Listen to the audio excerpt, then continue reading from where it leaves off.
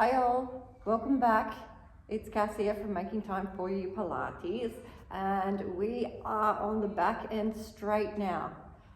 So today is front leg back and front leg pull, I think it's called, back and front to be correct. I don't know why I was thinking kick. So the first one we do in a plank position, and then we do it in a reverse plank position. So this can be done on your elbows or your hands, and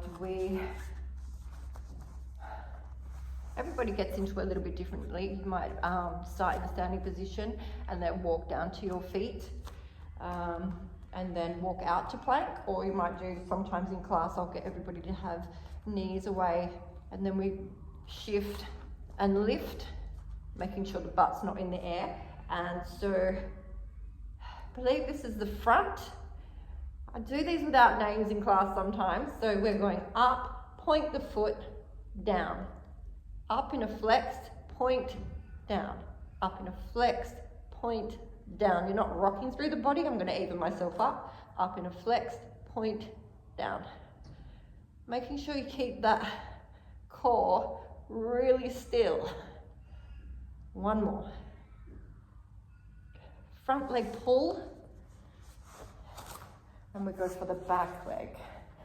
Back leg is I think it's a lot harder to lift the hips up this direction. We've got our hands behind us, and we're going in the inverted direction. Heels are down. Take your head back, really settle into those shoulders, and we're going up, point, flex, down. Point, it's the same. You want to stay still through the core. Pull yourself in, up, down, point, flex, point. One more. I find that one is the toughest of the two. So front leg pull and back leg pull. I'll have to add those back into my classes. I don't think we've done back leg pull for a while, but we certainly do front leg pull sometimes. Anyway, enough of that. See you tomorrow. Thank you for joining us for the OG Joseph Pilates moves.